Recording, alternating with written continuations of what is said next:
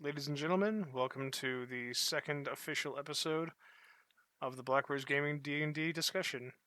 I'm the host and GM, Mikado. You can call me Mick. And let's go ahead and do a quick roll call before we get started. Animus, are you there? Yeah, I'm here. Arashi, are you there? Yepers. Balasar, are you there? Yep. Okay, and for those of you in the audience, first a little bit of housekeeping. Sorry for the first episode, as it were, being so long and in fact cut into 2 hour long parts. That was my bad. There were a couple of issues with recording. One of which being that we didn't actually realize how long we were going to be talking about the topics that I had put into an outline. So, the topic that we have for this particular episode is going to be getting into character, and if we have time after that, staying in character. If not, then we can cover staying in character in a second episode. So, to start with, how about you, Animus? What do you normally do to get into character? If you have a system at all. My system for getting into character is basing the personality of the character loosely off of my own to make things easier. Because, after all, it is easier to maintain your personality as your character's personality than it is to, say, maintain the polar opposite of your personality. Of course, that does require you to have a personality. True. Ooh. Ooh. Yes, burn. Ooh. I'm probably not the one Mick was talking about in requiring requiring somebody to have a personality for that to work. That is a fairly good point. Anyway, so Arashi, how about you? Well, in all honesty, I usually have a song that I usually pick up per character, and I'll just take a few minutes to close my eyes and run through his backstory for a minute. I find it easier to immerse myself into going that route than anything else. It's a little bit more time consuming, but once you're in, you're in. You know, sometimes you get that song that's like, yeah, and other songs that make you kind of moody. I don't know. It's just choosing the right theme song for that character. Alright, and how about you, Belisar? Once I've got the background done on my character sheet and I know exactly where it's going to go, it doesn't take that much to get into character because I basically just jump into it feet first. Alright, it's interesting. So you don't really have a process you go into for it. I do have a wide imagination, so it doesn't take that much. I suppose I could see that.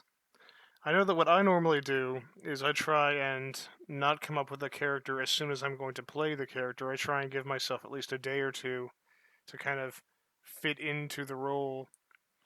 And similar to Arashi, I try and figure out their backstory right away. That way I know where their personality is and where it's going. Now, what do you think? What would any of you guys have as sort of like a tip to help a person get into character? How about that, Animus? For the I newbies don't in the know. audience. It's not something I've ever actually put a lot of thought into because, like I said, my habit for getting into character is to base the personality of my characters off of my own.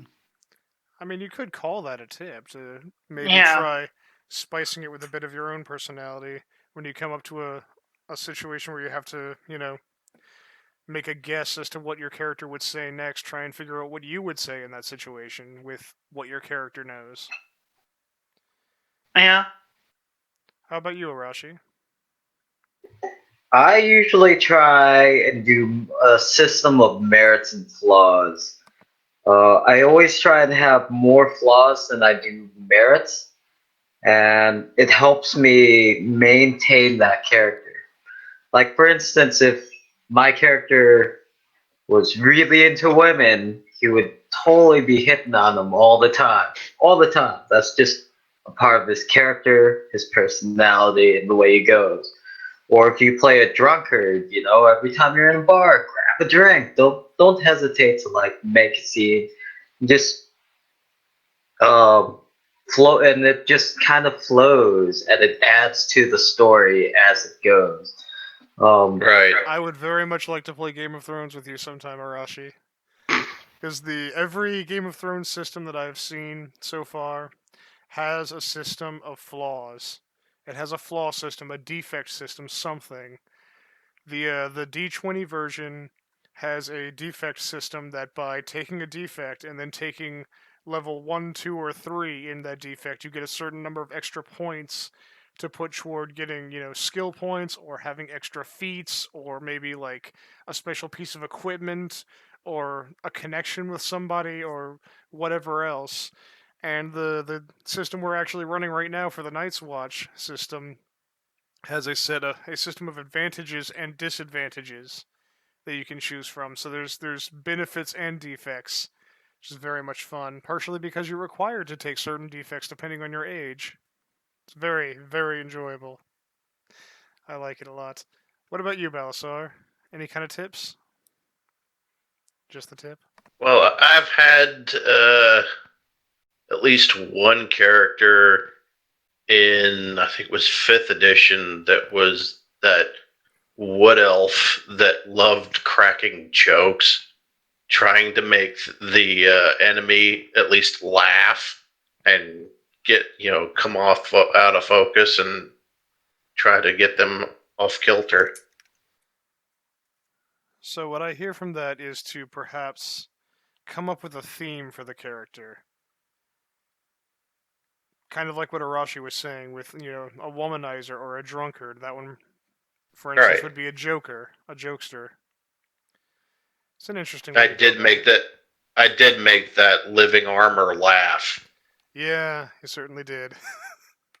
You certainly did. The tip I have for any of you that are new out there trying to get into it is like it says in everything I've ever read, every D&D rulebook I've ever read, every discussion board I've read on Dungeons and Dragons, on even just writing as a hobby or anything else, steal liberally, and I really do mean that. Base your character as much or as little off of as many or as few characters that you have read or seen in movies or TV shows that you like. Do it. Go ahead and do it. Because if you have no idea what the hell you're doing, pretending your character is Batman is just fucking fine. It'll get you there, and you'll maybe even come into your own for that character eventually. Now, That's how a about really good tip, Mick. yeah, I think so. That's probably why they that's probably why they say it every time. That's Well, I try. that's really one of the I first try. things it says all the time is do not be afraid to steal from something else. I did try to put a little anime into the first character I played with y'all. It was the Pathfinder edition where I was playing a Catfolk Ranger. Oh, the I Catfolk tried. I Ranger. tried. I tried. It wasn't his fault, Balasar, okay? Hmm. Okay, he got destroyed by a cult of superpowered lepers that make you forget that they were there when they leave, assuming they left you alive at all.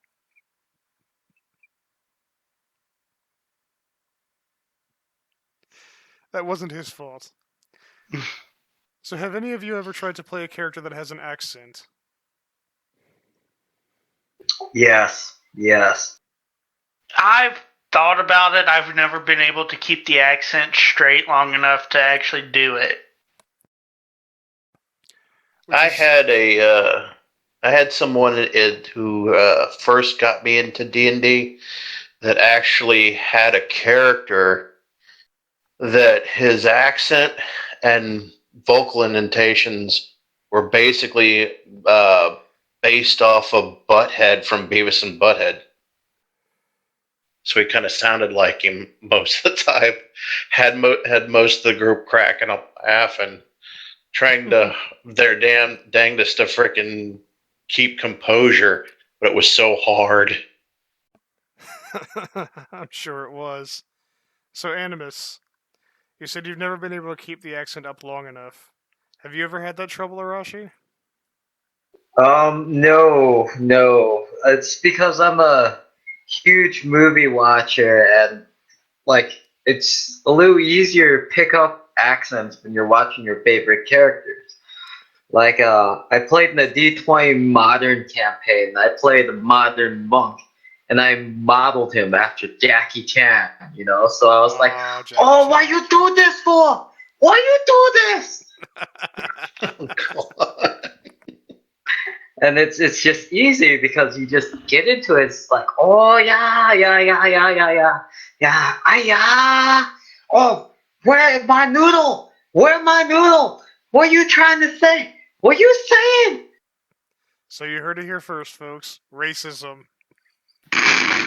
It's okay, because I'm Asian in real life. It's all good. Oh, come on, Arashi. This is the internet. Asians and girls aren't real. I don't know how to respond to that. It's fine. It's an old internet meme. So, I know I've had difficulty with accents, and Animus and Balasar can both attest to that, especially recently. Although, to be perfectly honest, part of that is at times the pace of a game, if nothing else. It gets difficult to keep up a certain accent, especially if it's a character that hasn't made much of an appearance in the session and probably isn't going to be there very long. It gets really difficult to remember to do with the accent that they have. Like, for instance, with, I know I keep bringing this up, but Game of Thrones, they're at the wall, and so one of the people that has a very distinctive way of talking that is there is Maester Aemon.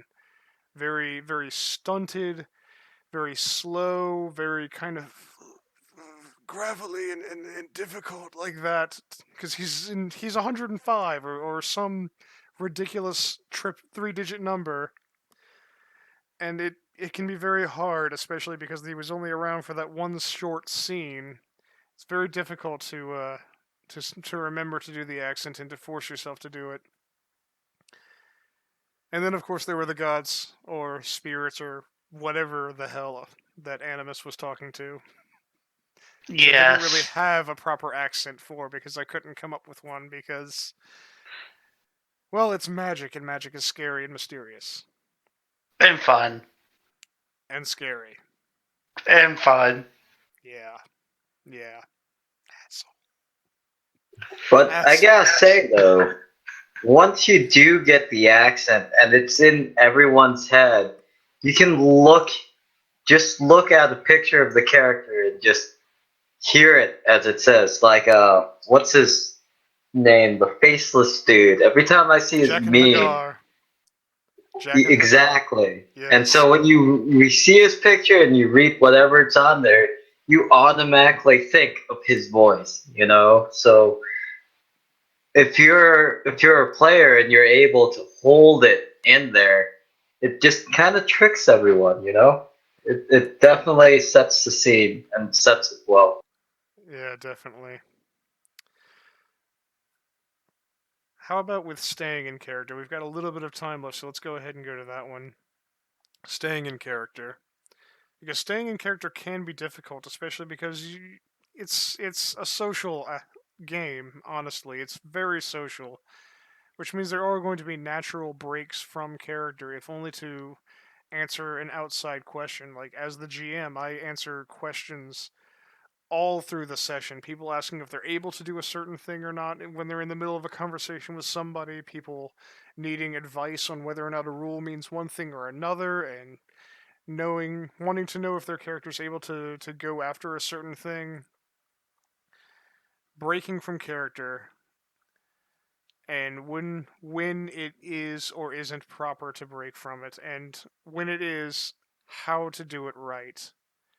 Honestly, the first thing I would say about that is it's always best if you're in the middle of trying to do something, finish it first. I mean, that's something that everyone's parents told them when they were a child, and most of us just kind of didn't bother to listen because, well, we were kids. But anyway, it is good to go ahead and finish whatever you're doing. If you're in the middle of trying to tell somebody a story or a sentence, go ahead and do it. If you're about to make an attack roll on somebody and you're doing kind of the way we do it, where you have to really be paying attention to how your character is swinging, what they're trying to hit, where they're going with it.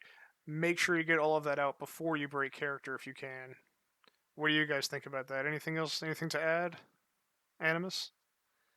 That's all important stuff. Sometimes, like you were talking about with the in systems like what we're playing right now, and the game we have going, with where we actually have to narrate how we're attacking. Sometimes that does require breaking character to talk it out. That's true. It can. Like when we had the Shadow Cat attacking. Um, what was that character's name? I don't remember. You're the one that's holding on to all those character sheets. Yes, and they're kind of in my car outside. So we'll just call him Atticus for now. Atticus Black. There we go. His family name is Black. This one. So there we go. There's that. So there's a Shadow Cat attacking the character, and we had to break from character so that we could discuss first of all which arm his shield was on because I made him roll and he rolled high enough to have the shield up at the time, and we had to figure out where the Shadow Cat hit the shield, and from there all the way down to what it would mean for that arm and that shield to have been hit when it was and how it was. How about you, Arashi? Anything to add? Um, I'm alive. I'm a LARPer as well. For those that don't know what LARP is, it stands for live action role play.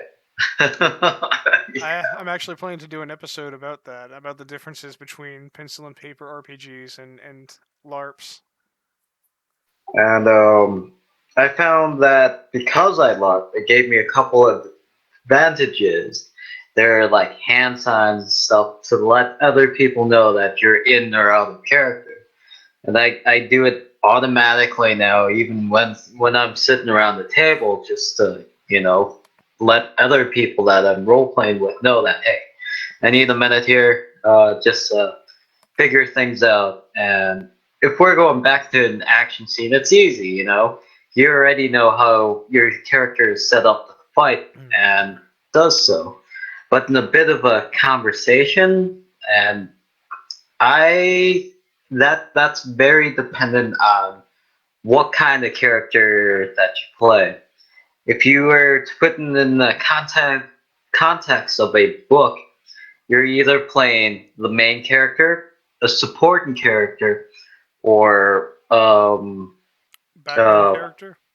yes, an NPC for the lack of better words. And if you're playing the main character, it is your duty to drive the story on. And all your supporting characters support you and help you move through that story.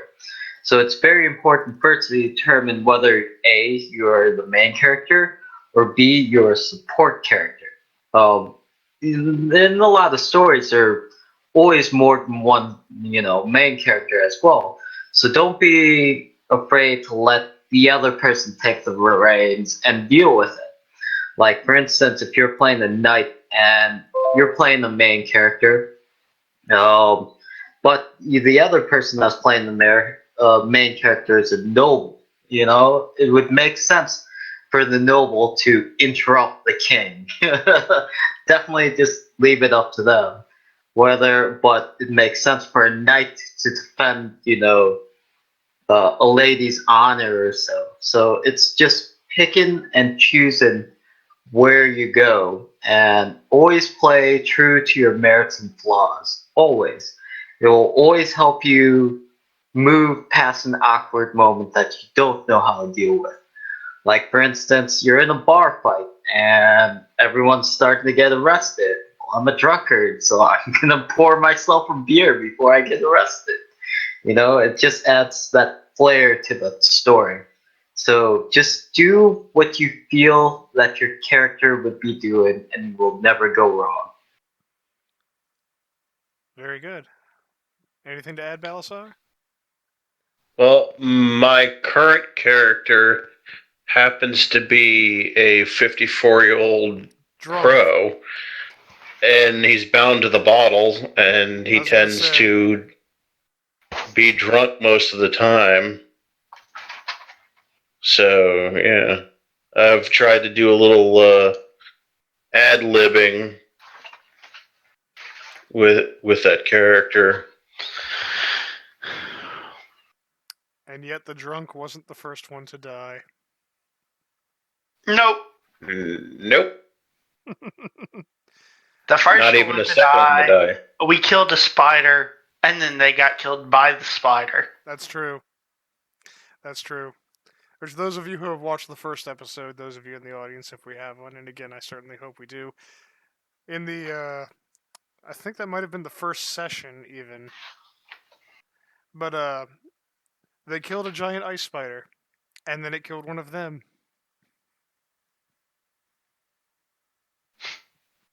Gave us a chance to escape. Well, I mean, it was because it wasn't right away, but that's because the White Walkers don't work that way. They're not immediate with that kind of stuff, especially since there wasn't one immediately next to the spider when it got killed. Which is also, admittedly, something that I've taken as being canon without it being directly in the rules, and I'm actually going to put down a note to do an episode about that. So yeah, that was a bit of a homebrew rules there. But we are getting very close to the 30-minute time mark, so I suggest we go ahead and end this particular episode right here. So, those of you that have stuck with us this long, whether you've seen all of the first two parts or are starting here, I know it has been kind of a long journey, but thank you for sticking with us. So please tune in next time. The current plan is to have at least one episode up every week. Please like, comment, subscribe if you want to. Share it around. It would be really appreciated. We love D&D. We love talking. And also, I am in the process of setting up and making sure a Twitter account for this gaming channel is all nice and clean and pretty. So, during the next few episodes, I'm probably going to bring up that it's there sometimes, and of course, put it into the description once I have it. And we'll be more than happy to take any kind of comments, advice, you know, retweets, or anything else you guys care to give us. Thank you very much for watching. Say goodbye, guys. Later. Bye. Goodbye, and as Will Wheaton says for the series he does, play more games. Play more games. In the famous words of Jackie Chan, what is it good for? Absolutely nothing. Whoa. Oh, good God, yo.